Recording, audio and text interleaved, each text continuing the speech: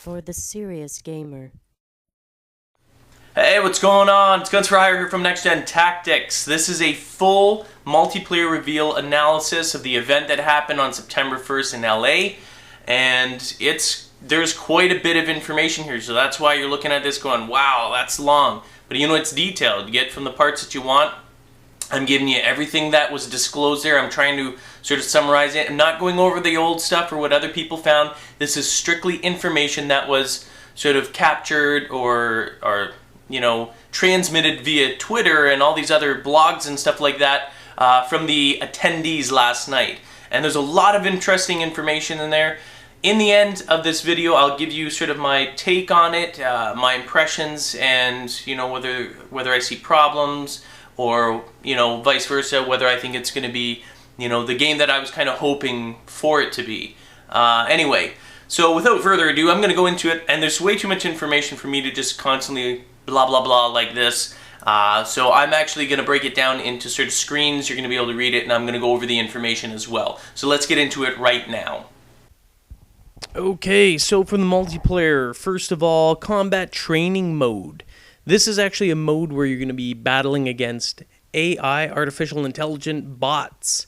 It's kind of a training system for those that are playing from single player and then want to dive into multiplayer. Instead of just diving right in, you get to go into kind of multiplayer scenarios against actual artificial intelligent bots. And hopefully, I'm hoping that actually they're going to be able to allow you to customize it, and they should, where you can make them crazy, sick, amazing bots. So you've got to be on your toes, because even for those that are seasoned multiplayer, I think this is a great opportunity to even more sort of perfect your skills. If you can play against AI, bot characters that are finely tuned and are going to be lightning fast, that's going to help even seasoned players get even better. So I actually am really excited about this, and I hope to God that they allow customization for this. They have their own ranking system in there as well, and there's also, what's cool about this is you can actually do solo or co-op mode. And while the details aren't there, I'm hoping that perhaps you can even play against like Search and Destroy or other games like that, where maybe you can have your clan, your team. This is a great way to prepare yourself for actual competitive gameplay if you're going to be playing against other gamers. Although, typically you and I both know that other gamers use cheap tactics, which the computers probably won't. But nonetheless, it will allow you to sort of perfect that system, and you can play with your buddies. The only problem is that I'm worried about this. This is their co-op mode. I mean, this seemingly seems like their co-op mode.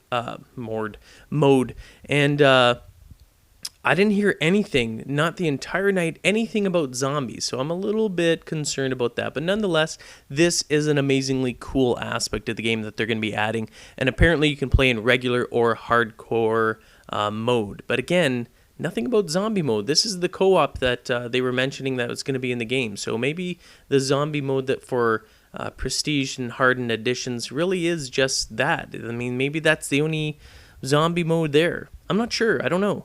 Anyway, moving on to the next cool aspect of the actual game, and this is extremely new and extremely cool in my opinion, is Call of Duty points. It's the currency, the money in Black Ops. So instead of leveling up to unlock upgrades and acquire all those cool perks, you actually play games, and who knows, I think it's probably logical and in line with your experience points, your XP points, that the better you do, the more money you make. And the more money you make, the more things you can actually unlock. So you actually have to buy them. You have to pay for them to unlock these new perks and stuff like that. So that's very cool. Instead of just leveling up, you got to kick some serious ass, and the more ass you kick, I know some of you guys that struggle are going to not like this too much, but it's incentive. It's incentive for you to get better. And if you're going, ugh, this is going to be horrible, all those tryhards out there are going to do so much better, and they're going to take the money, and I'm never going to be able to unlock anything.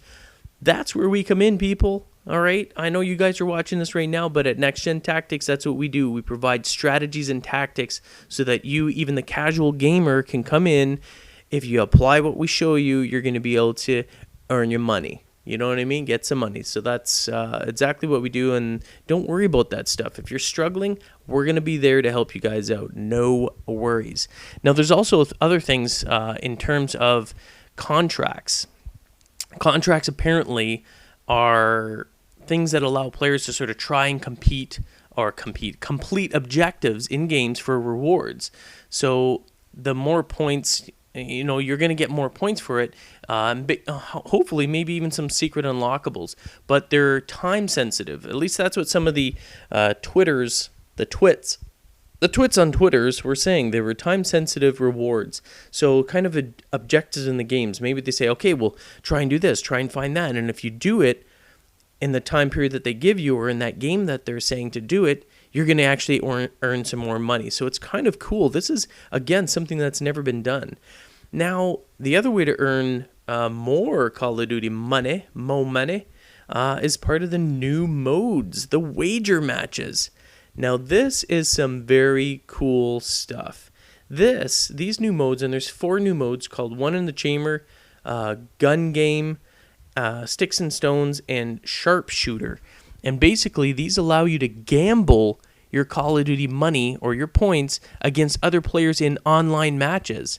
And this is like the greatest and newest form of online gambling, and I think this seriously kicks ass. So you get those people that run their mouth all the time, say, I'm the best. You know what? Put your points up.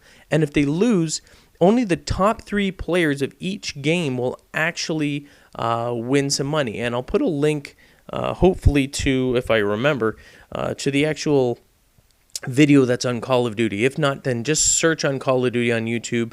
You'll find it, and you'll see their video there.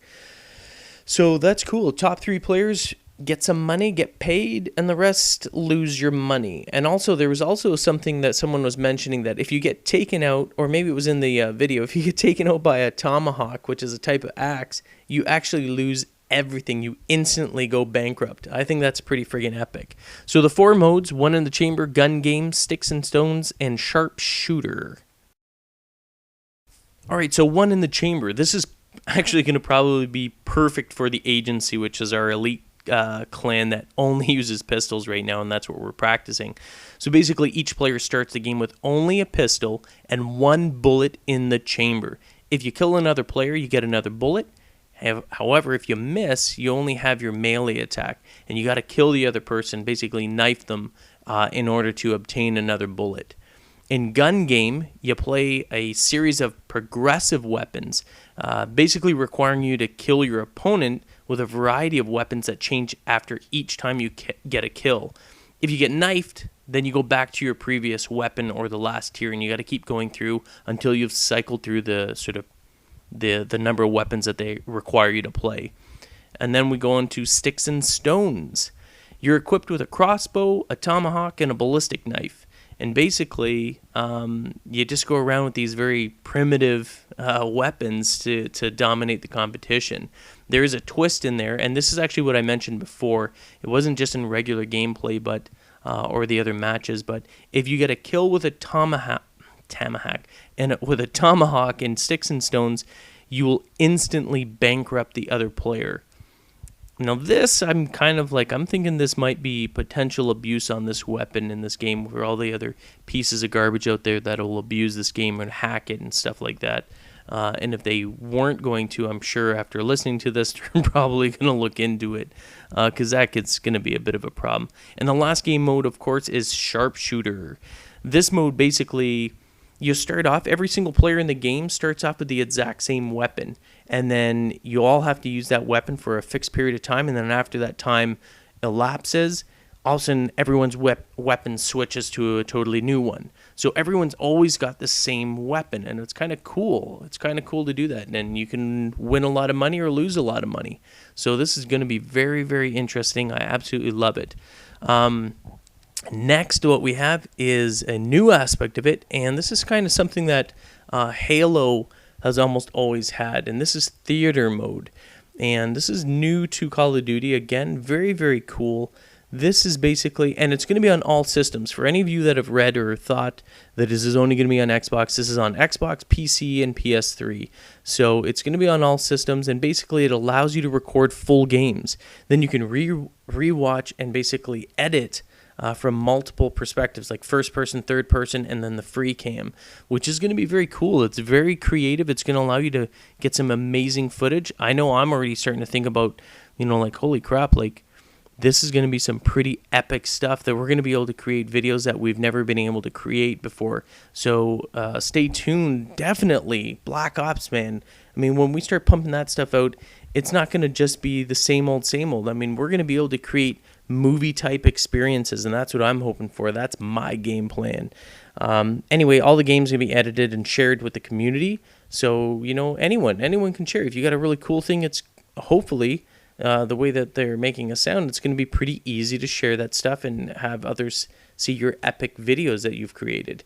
And it allows for fast forward and slow-mo effects. So this is really cool. This is Treyarch basically picking it up a notch, as I said they would, and creating something that's completely unique.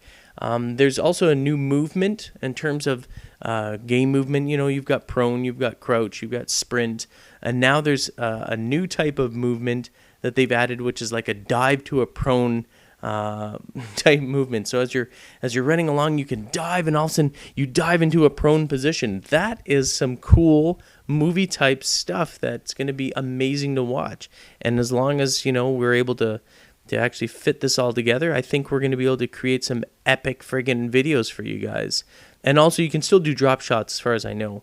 The only down sort of side to this entire thing, the entire reveal, is the beta. There was no mention of the beta. They didn't confirm a beta. They didn't announce it.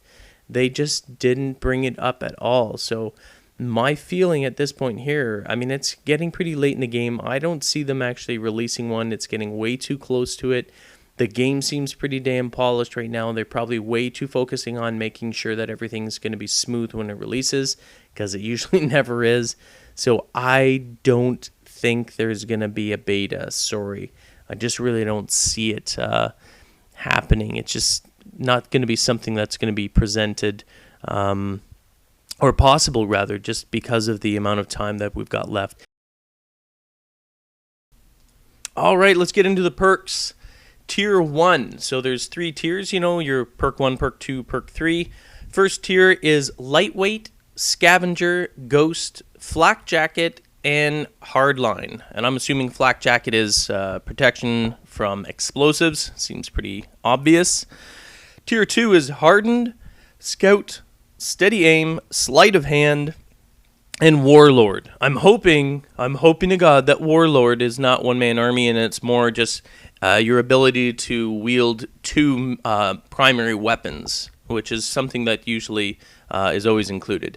Now, Tier 3, we've got Marathon, Ninja, Second Chance, Hacker, and Tactical Mask. I don't know really too much about the Hacker or Tactical Mask at this point here, but I do know that in Marathon, it's not like Modern Warfare 2 where you have unlimited ability to run around, which is good. It's increased. It's gone back to a little bit more realistic. You're a conditioned soldier, so you're able to run and run longer than the old version of like extreme conditioning, but you don't have unlimited. So that's actually something that's really good.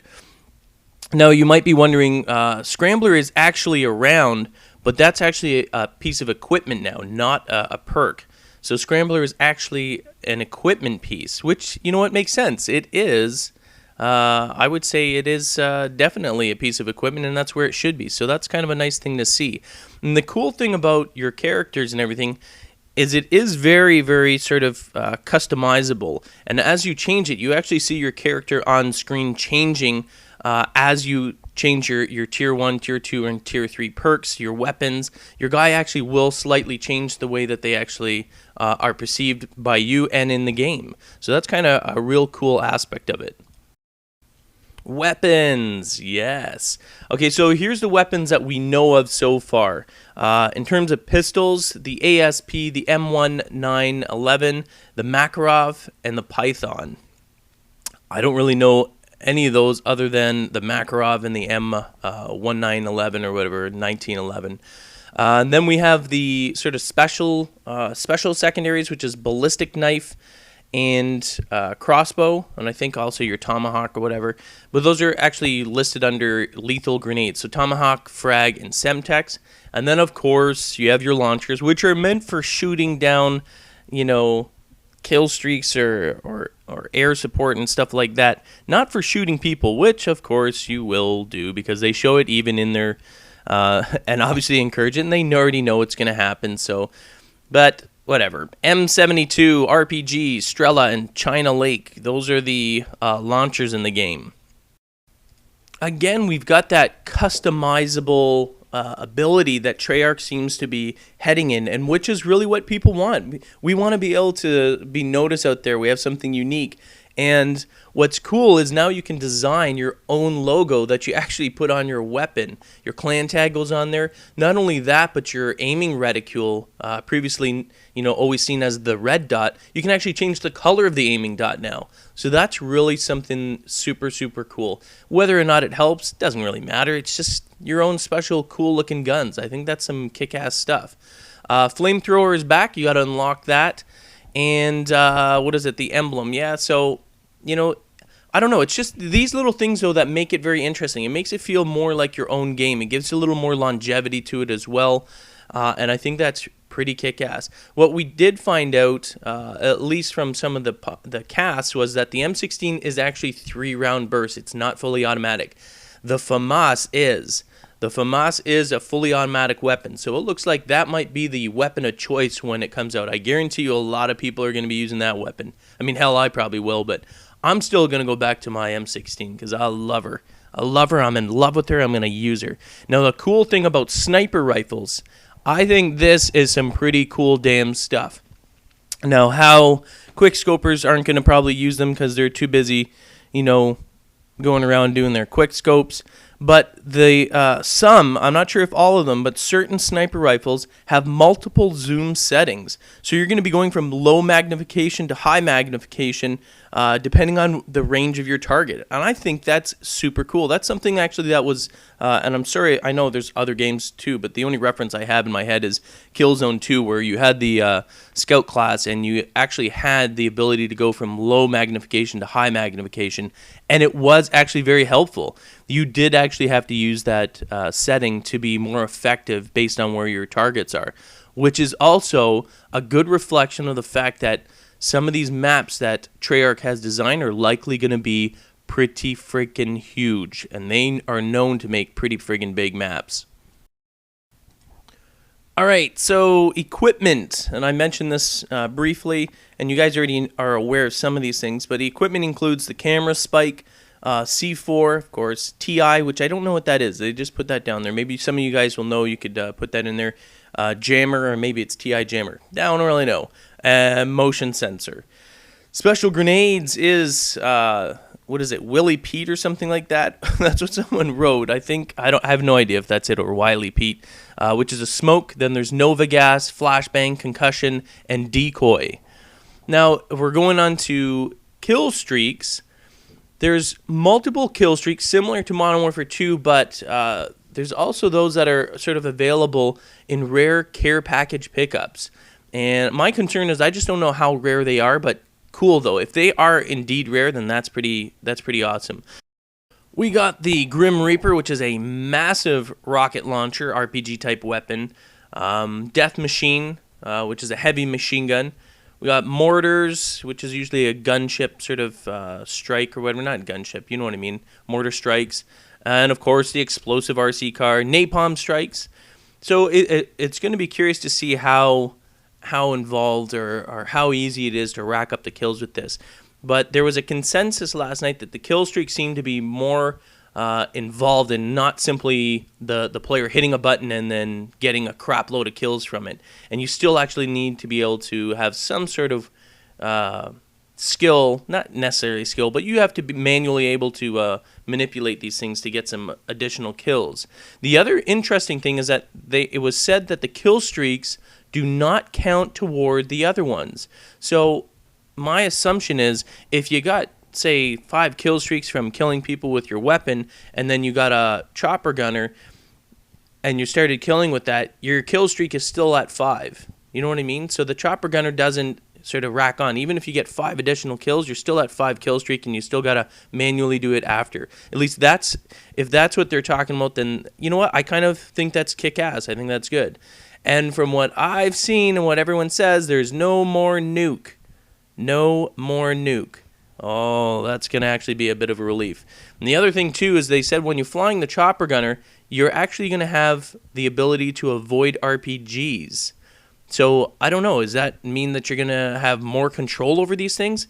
If that's the case, that's friggin' kick-ass. So it's no longer the mercy of these crazy friggin' chopper gunner kill streaks where the pilot's just flying all over the place. You want to go somewhere, but you can't. So maybe you have more control. I don't know. But that's what they were mentioning last night. Well, there you have it. I don't know about you guys, but when I was actually receiving this information and starting to think about it and starting to sort of apply it the way that I've seen the games and played Call of Duty, I was actually seriously pumped up. I love it. And one of the best things, the absolute best things in this is no more frigging stopping power, no more Juggernaut. I've been asking for that for so long, it's unbelievable. I put that in, I think it was a gun shop episode like a long time ago, months and months ago, or even before that, when I was asking, basically, you know what, stop putting Juggernaut and stopping power in there. Just make the weapons, balance them, and make the weapons as they are, and that's it. Either you can use them or you can't, and either you can avoid people killing you or you can't. I mean, that's the way it is, and that's exactly what they've done. Treyarch is listening to the community. Now, for all of those out there, and I don't care who you are, and you guys know what I'm talking about, these people saying, it's going to be a big fail and you're going to come back to Modern Warfare 2. If you go back to Modern Warfare 2, you'll hear crickets, because you and the other losers that are saying that are going to be the only ones playing it. You want to go back there after this game releases?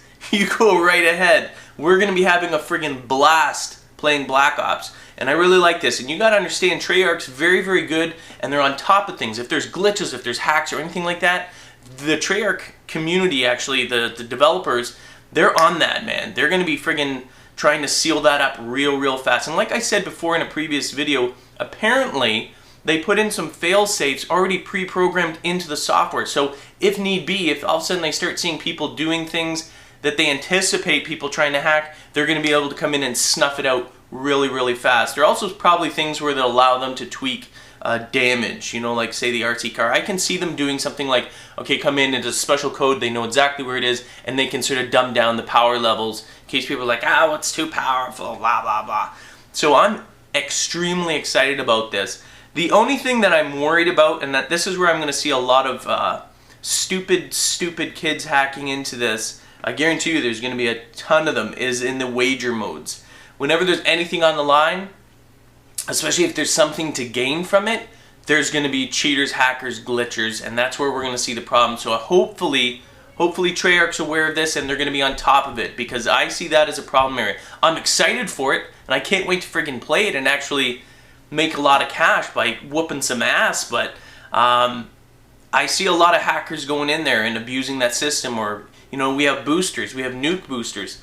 I guarantee you we're going to have people that go in there. There should be a penalty where these people that boost are actually going to go down and lose a lot of their money or lose a lot of things. But I mean, who knows? I have no idea how that's going to work. Hopefully Treyarch's on it. Of any of the companies out there, I have faith in them to actually be able to fix it and fix it fast if there's problems. Anyway, this game is going to be kick-ass. The more information I get, the more videos I'll give you guys updates. So just keep in mind that this information that I gave you, while it may not be complete at this very second, was information that I collected from the reveal. It was a lot of information, and that's it. Anyway, I'm Guns for Hire from NextGenTactics. Thanks for watching. Stay tuned. I'll give you updates, and I will be on Black Ops on both Xbox and PlayStation 3 when it comes out. Oh yeah, of course, for you guys. Peace.